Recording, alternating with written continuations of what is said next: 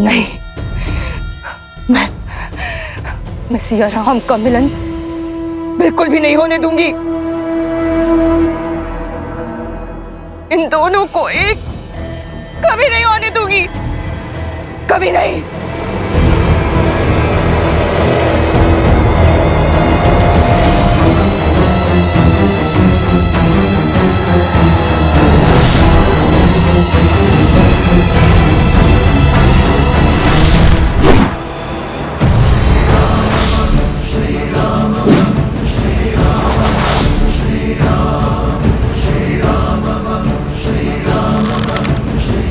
सावधान शूर्पणखा।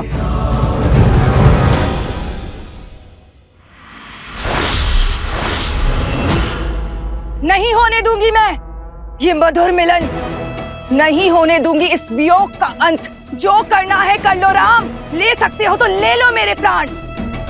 अंत से भयभीत नहीं होती है ये शूर्पणखा, परंतु एक बात तुम समझ लो, मैं सदा सिया राम की दूरी का कारण बनूंगी। तुमने मेरा परिवार, मेरे कुल, सबका अंत कर दिया और आज मैं तुम दोनों की मिलने की इस आस का अंत कर दूंगी। सियाराम सदा एक थे, एक है और एक रहेंगे। संसार का कोई भी बल इतना सबल नहीं शूर्पणखा जो सियाराम को भिन्न कर सके। तो करो अपनी मर्यादा भंग, उठाओ अस्त्र और कर दो एक स्त्री का संहार। शूर्पणखा, सब समाप्त हो गया, किंतु तुम फिर भी नहीं समझी कि प्रभु श्री राम स्वयं नारायण का स्वरूप है और माता सीता साक्षात लक्ष्मी का रूप। अब तो समझ जाओ। मौन, मौन हो जाओ लंका भेदी, विश्वासघाती। तुम श्राप हो हमारे कुल पे, श्राप। श्राप तो तुम हो शूर्पणखा।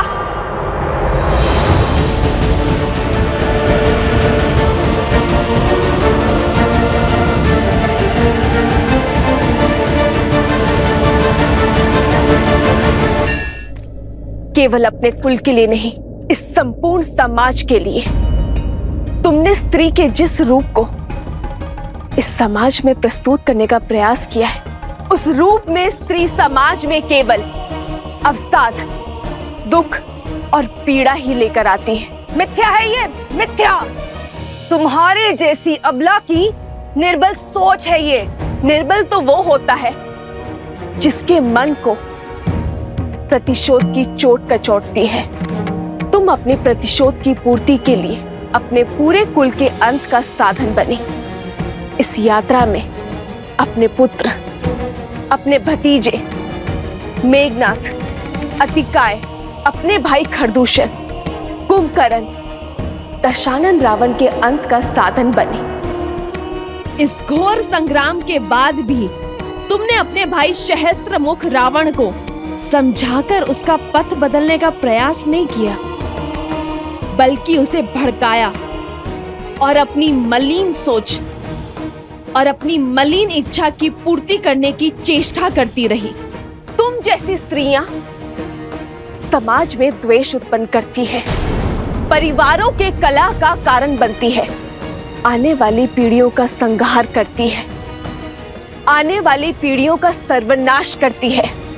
इस विध्वंस का सबसे बड़ा कारण तुम हो शूर्पणखा, तुम।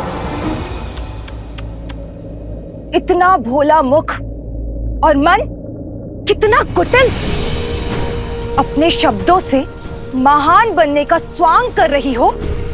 ये विध्वंस, ये विनाश, इन सब का कारण मैं नहीं, तुम हो सीता,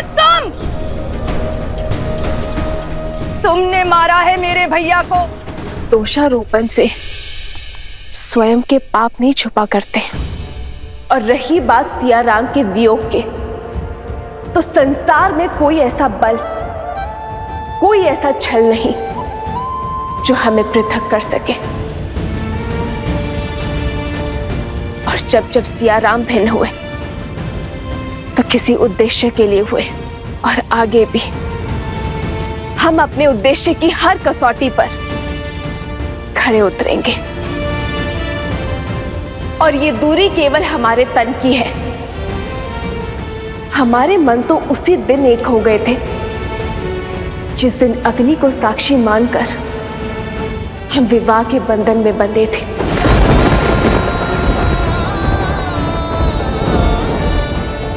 मेरे शब्द तुम्हारे भले के लिए है शूर्पणखा। सब कुछ तो खो चुकी हो तुम। अब अपने अपराधों की क्षमा मांग लो ताकि अपने किए का प्रायश्चित कर सको, अपनी भूल सुधार सको। चली जाओ यहां से, क्योंकि रघुनंदन के हाथ मर्यादा की डोर से बंधे हैं और वो इस डोर को भंग नहीं करना चाहते। रघुकुल का बाण किसी स्त्री के लिए नहीं उठेगा।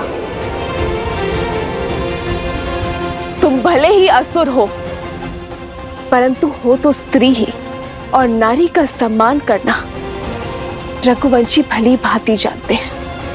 इसीलिए श्री राम ने तुम्हारे पग रोकने के लिए बाण चलाया था, तुम्हें मारने के लिए नहीं, किंतु स्मरण रहे।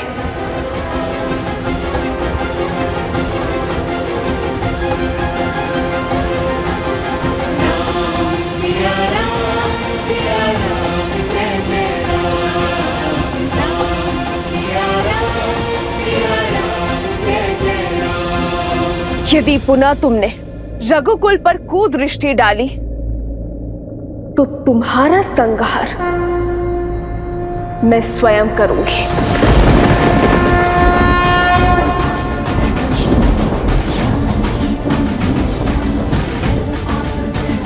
असंभव! मेरे भाइयों ने, मेरे संपूर्ण कुल ने अपनी अंतिम श्वास तक प्रतिकार लिया है, और तुम चाहती हो कि मैं अपना साहस छोड़ दूं, अपने मार्ग से भटक जाऊं, उनकी मृत्यु को व्यर्थ जाने दूं? कदापि नहीं। अपने किए का मूल्य तो तुम्हें चुकाना ही होगा सीता। मेरा प्रण है कि मैं तुम्हारी पीड़ा का अंत कभी नहीं होने दूंगी, कभी नहीं।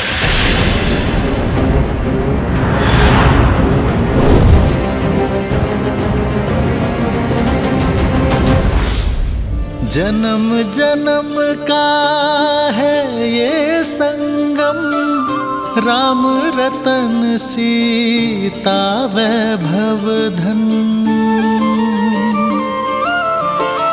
एक है पौरुष एक समर्पण, एक है रूप तो दूजा दर्पण। राम है लोचन, सीता का स्थान राम के चरणों में नहीं। राम है बादल, सीता वृष्टि। राम के हृदय में है।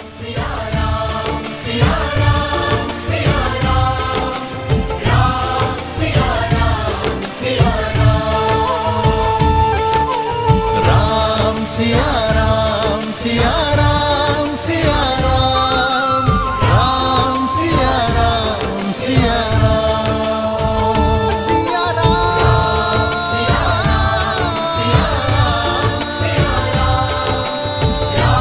सिया राम तेरी जगह सिया राम की जगह।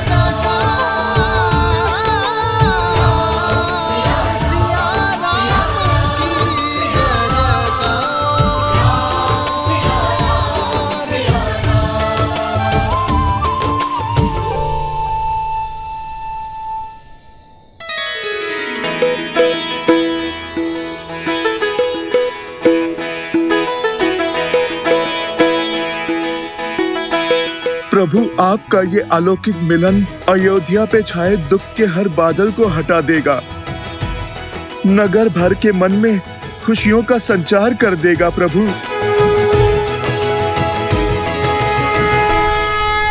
माता पिताश्री,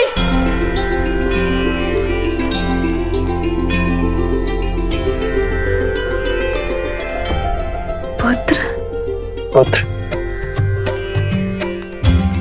माता, वो समय हम लाएंगे जब प्रभु श्री राम और माता सीता फिर से एक होंगे। क्षितिज, हम करेंगे रामायण संपूर्ण। जो नदी के तट को मिलाते से तू जन्म मात पिता मिलन के हेतु रामचंद्र सिया विरह घटाने प्रकटे लव कुश रूप सुहाने। आज हमारा संकल्प पूर्ण हुआ। सिया राम के वियोग का अंत हुआ। सिया राम, सिया राम, सिया राम। अब आप दोनों कभी पृथक नहीं होंगे।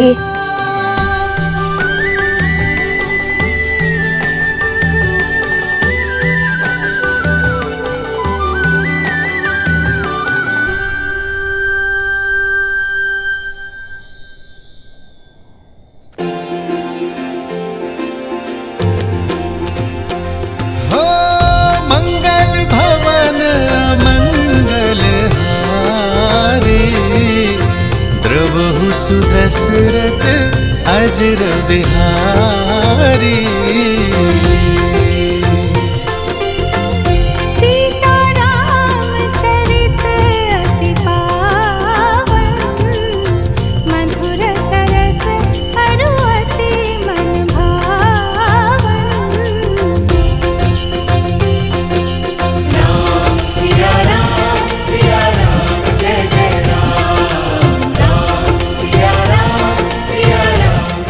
भैया, भाभी माँ, अब और विलंब उचित नहीं है। समस्त अयोध्या राम परिवार की प्रतीक्षा में। चले? अवश्य।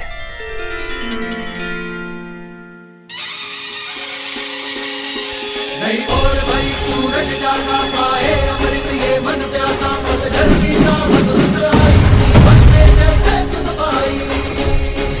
सज रहो अयोध्या सारी, क्योंकि हमारे महाराज और महारानी जो पधार रहे हैं। राम जी सिया पधारे सरयू के किनारे द्वार सजाओ संग साथिया सौभाग्य जय सिया राम, जय सिया राम, स्वागत में जय सिया राम, जय सिया राम, जय सिया राम। संसार में अब सीता माता दशरथ नंदन रघुराय दस दिशाओं में हर नर गाता, हर नर गाता।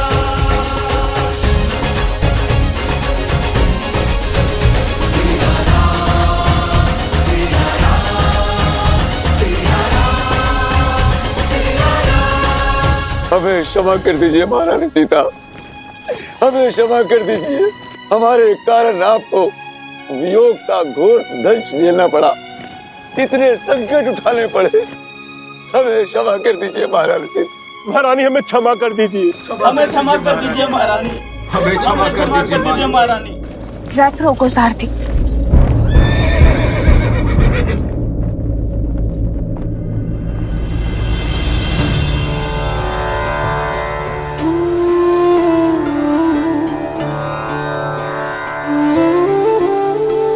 अरे ये क्या कर रहे हैं आप?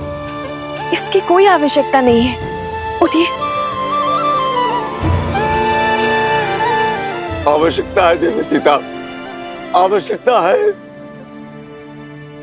मैंने जो अपराध किया है वो तो दंड के योग्य है, फिर भी साहस जुटाकर मैं आपके चरणों में स्थान पाने चला आया। मुझे क्षमा कर दीजिए, मुझे क्षमा कर दीजिए देवी सीता, मुझे क्षमा कर दीजिए।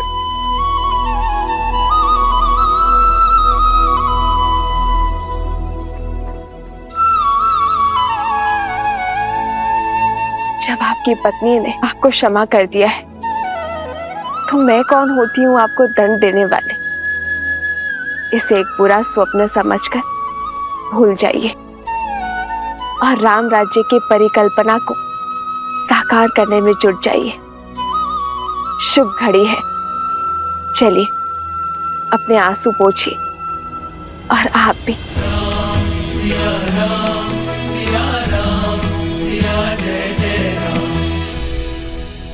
ये आंसू भी तो आनंद के हैं महारानी।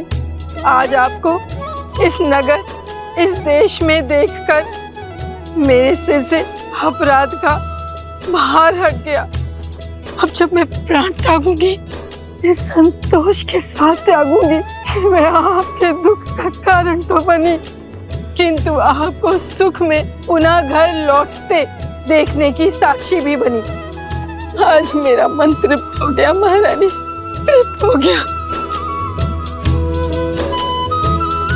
आपने हम सब के कारण कितना कष्ट सहा।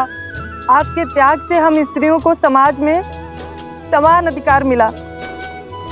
आपके संस्कारों के कारण, आपके दोनों पुत्रों की सूझबूझ के कारण आज अयोध्या में स्त्रियों को अपना मूल्य समझ आया है।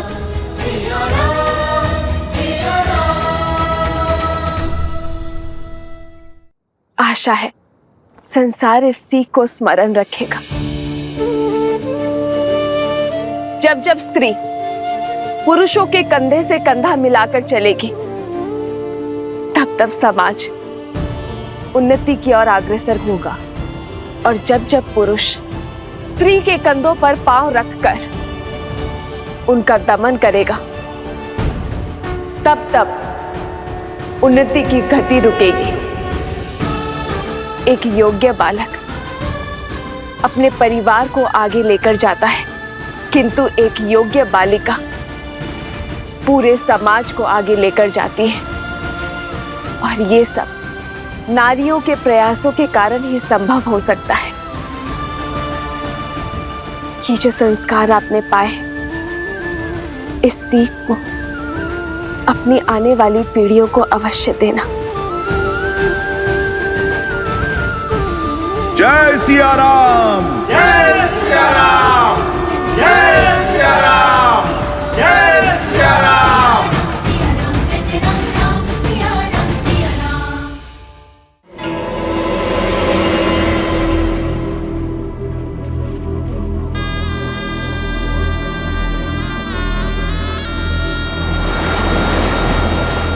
मेरा संपूर्ण कुल इस युद्ध की अग्नि में जलकर भस्म हो गया। बलिदान तो सबने दिए, परंतु कोई भी अपने लक्ष्य से नहीं डिगा। और अब मैं भी नहीं डिगूंगी। तुम्हारा अंत नहीं कर सकती तो क्या हुआ, परंतु तुम्हें और सीता को जीवन भर की पीड़ा तो दे ही सकती हूं ना। तुम्हारे आने वाले कुल का नाश तो कर ही सकती हूँ राम।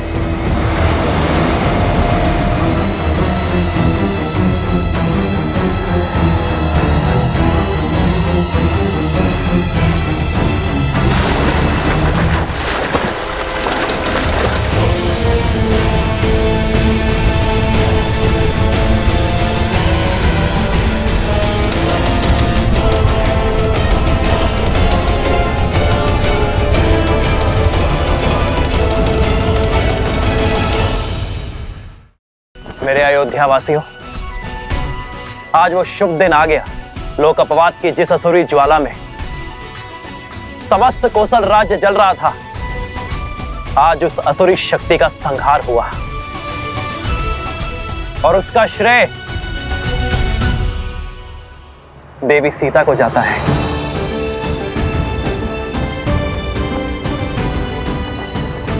सीता ने न केवल एक महारानी के रूप में अयोध्या पर प्रहार करने वाली असुरी शक्तियों का संहार किया, बल्कि एक नारी होने के नाते नारी को उसके सम्मान का उपहार दिया। राक्षस के समक्ष तलवार उठाने वाली सीता ने अयोध्या की प्रजा के लिए त्याग किया। यदि सीता चाहती तो वनवास के लिए बड़ी सरलता से मना कर सकती थी, किंतु सीता ने दुर्गम मार्ग चुना। रघुकुल की मर्यादा और कौशल राज्य की नारी को उसका सम्मान दिलाने का कार्य जो सीता ने किया है, उसके लिए रघुकुल और अयोध्या सदा सदा के लिए सीता की ऋणी रहेगी। जय सिया राम, जय सिया राम, जय सिया राम, जय सिया राम।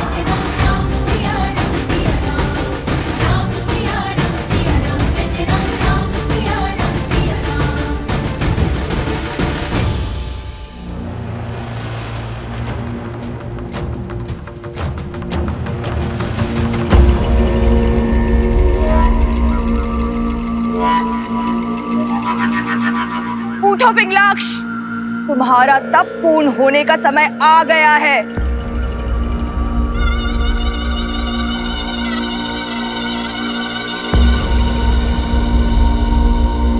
कब तक यही मानव और देवताओं के पैरों तले छुपकर बैठे रहोगे? अपना तप तोड़ो पिंगलाक्ष, अग्निदेव का दिया हुआ वरदान का प्रयोग करो, अपने कुल की लाज बचाओ। मेरे तप की समय अवधि आप कैसे तय कर सकती हैं? मेरा तप तब तक समाप्त नहीं होगा जब तक तुम्हें अपनी दादी और पिता के वध का प्रतिशोध लेने का अवसर नहीं मिल जाता। हाँ, यही मेरे जीवन का एकमात्र उद्देश्य है। तो उठो, मैं तुम्हें उसी उद्देश्य की ओर अग्रसर करने आई हूँ। तुम्हारी दादी ताड़का और तुम्हारे पिता सुबाहु को मारने वाले उस राम से प्रतिशोध दिलवाने आई हूँ।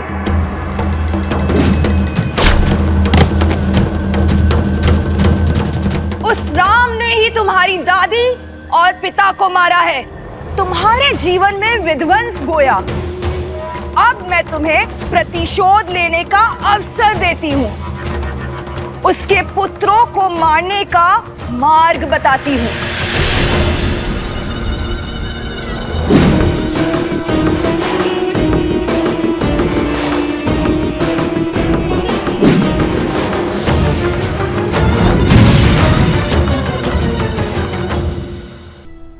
पुत्र राम, अयोध्या की इस पीढ़ी और इसके बाद की पीढ़ी दोनों की एक ही मंशा है, सिया राम के पुनर्मिलन का महोत्सव।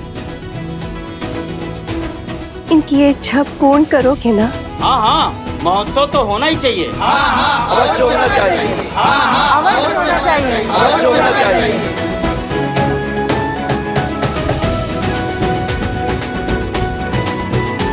अयोध्या की महारानी और मेरी माता पुनः अयोध्या लौटी हैं। अपूर्ण अयोध्या आज पूर्ण हुई है। महाउत्सव तो होना ही चाहिए। हाँ हाँ, बढ़िया उत्सव होना चाहिए।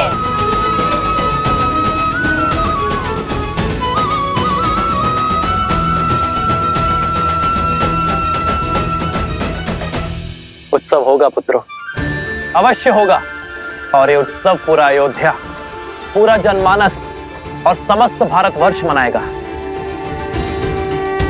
क्योंकि उत्सव केवल सियाराम के मिलन का नहीं, स्त्री और पुरुष के बीच असमानता की रेखा मिट जाने का भी उत्सव है। नारी को मिले समान अधिकार का सूचक है। अयोध्या अभी सुख के रस में डूबी है, उत्सव मना रही होगी, और अब हम उनके आनंद को स्वाहा करेंगे, उनके उत्सव को शोक में बदलेंगे। राम और उसकी सेना को युद्ध भूमि में हराना असंभव है। उसके पुत्रों को अयोध्या से बाहर कैसे लाओगे? वो तुम मुझ पर छोड़ दो, शीघ्र ही तुम्हें वो अवसर प्राप्त होगा। तुम केवल अपनी सेना को सज्ज करो।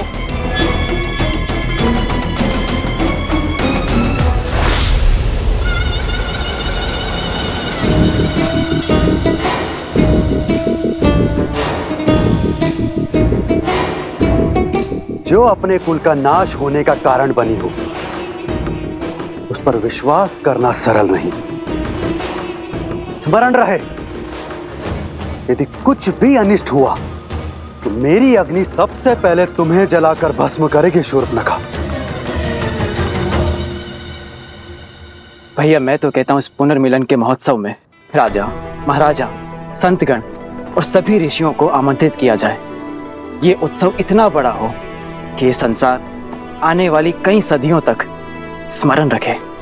अवश्य सभी को निमंत्रण भेजा जाए। पिताश्री, पिताश्री, हम स्वयं जाएंगे मिथिला नरेश को निमंत्रण देने। अवश्य पुत्र, किंतु इस बार मिथिला नरेश को नहीं, अपने नानाश्री को निमंत्रण देना। तो निश्चित रहा, अगली पूर्णिमा को अयोध्या में उत्सव होगा। पुरुषों और स्त्रियों के बीच के भेदभाव को समाप्त होने का और संसार से उस असुरी शक्ति का नाश होने का। जय सिया राम! जय सिया राम! जय सिया राम! जय सिया राम! ओम नमः शिवाय, ओम नमः शिवाय, नमः शिवाय, नमः शिवाय।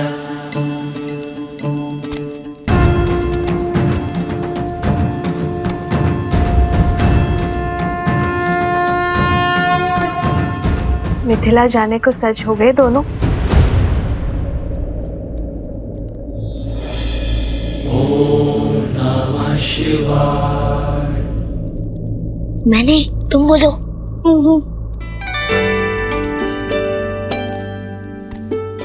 क्या हुआ?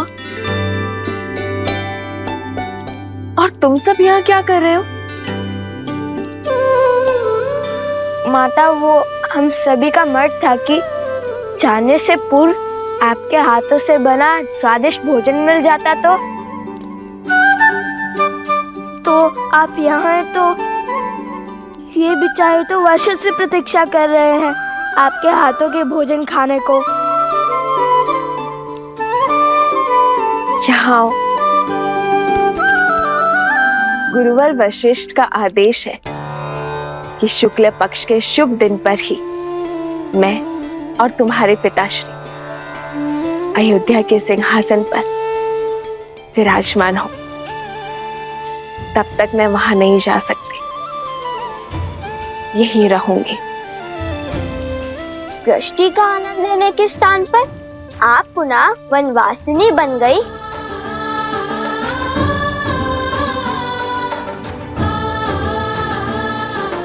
यदि मैं क्षण भर के लिए भी अयोध्या की महारानी का कार्यभार नहीं उठा सकती, तो मैं क्षण भर के लिए भी उस पद के साथ मिलने वाले सुख की अधिकारी नहीं हूं पुत्र।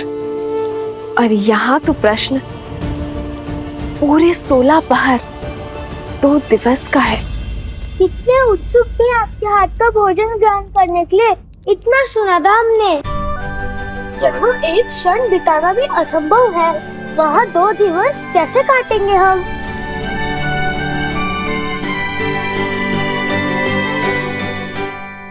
मैं बताता हूँ।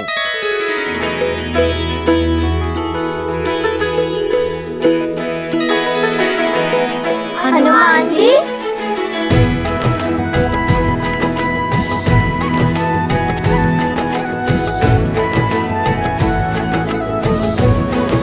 इस दुविधा को सुलझाने का मार्ग है मेरे पास।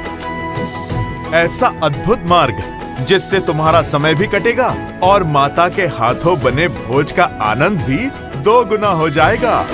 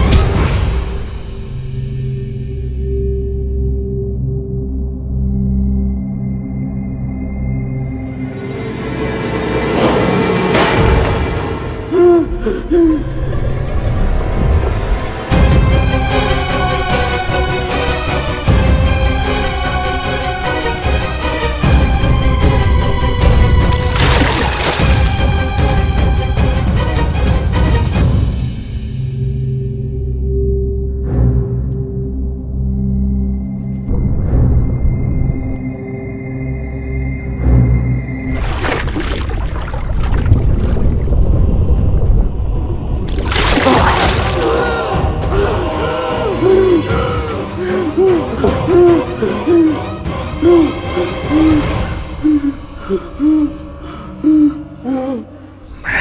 तुम्हारे सर में मंडरा रही है। सीताराम मुझे दे दो। राम, तुम मुझे मार सकते हो किंतु मेरी सोच को नहीं। मेरे रक्त की एक एक बूंद में द्वेष, लोक अपवाद और पाप शक्ति समाहित है।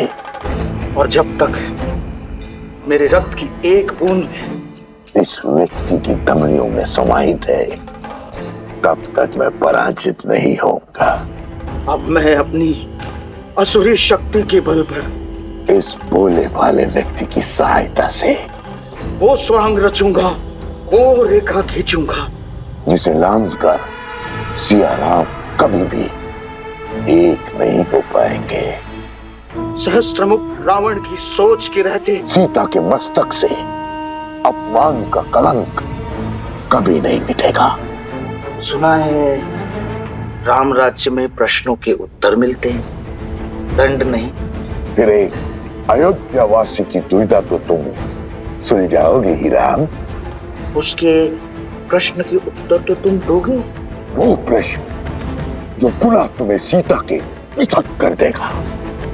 इस मिलन के उत्साह को वियोग के शोक में बदल देंगे।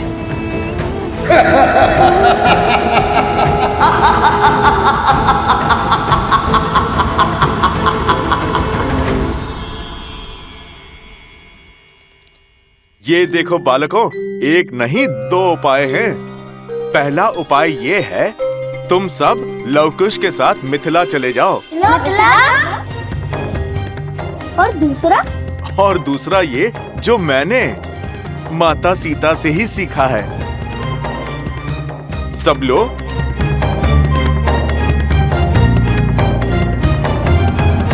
लो, सब लो। ये क्या हनुमान जी, इसमें बड़ी माता श्री के हाथों का साथ थोड़ी मिलेगा। अरे इसे खाना नहीं, इस पे अपनी इच्छा के व्यंजन लिखने हैं। तुम्हें माता के हाथों से जो खाना है उसकी सूची बनानी है। सूची?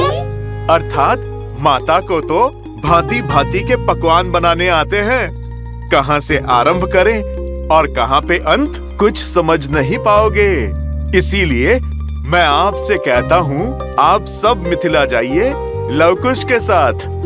समय भी कट जाएगा और सूची पूर्ण करने का समय भी मिल जाएगा।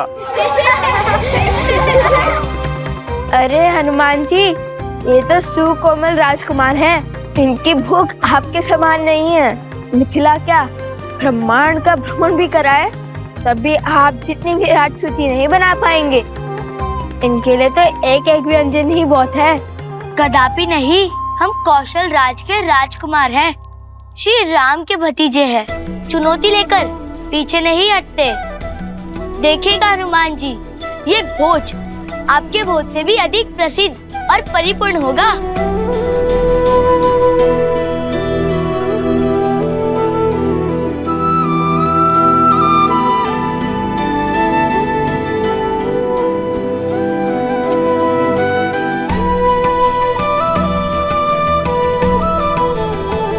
आयुष्मान बाबा,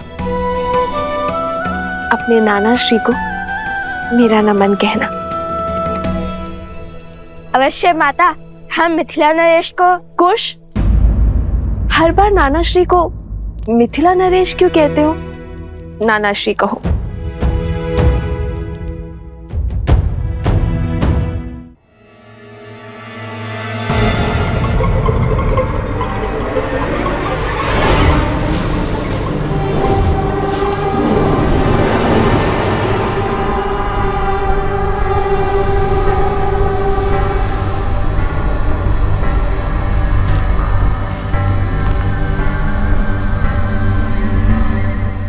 सावधान, लवकुश अयोध्या से निकल रहे हैं।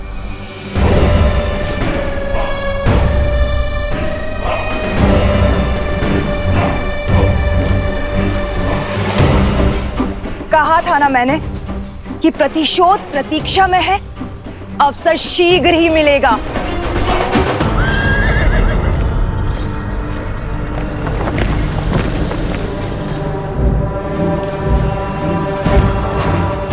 ये निकल तो गए हैं, पर मिथिला पहुंचेंगे नहीं।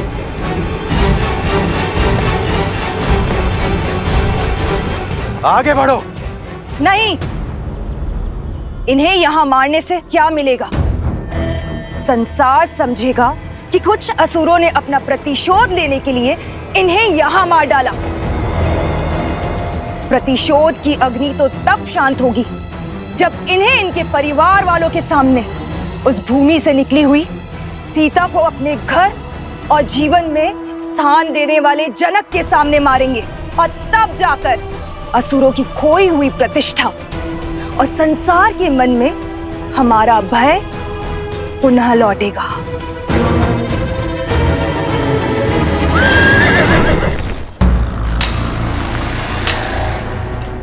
जाओ पुत्र, भोजन आरंभ करो, मैं अभी आई।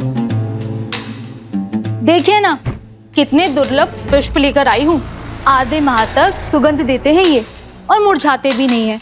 मुझे मार्ग में मिले तो मैं ले आई। ये हम महाराज राम और महारानी सीता को महोत्सव में भेंट करेंगे। हमारी ये तुच्छ भेंट उनके चरणों की शोभा बढ़ाएगी। क्यों?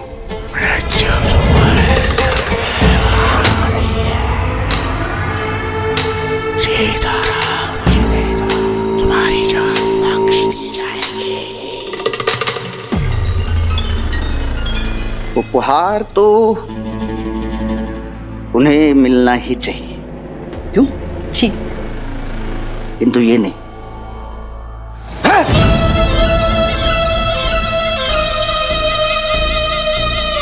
क्या कर रहे हैं आप? क्या हो क्या गया है आपको? जिस राम और सीता की तुम बात कर रही हो ना, उन्हें ये पवित्र और सुगंधित पुष्प नहीं, कांटों का हार मिलना चाहिए।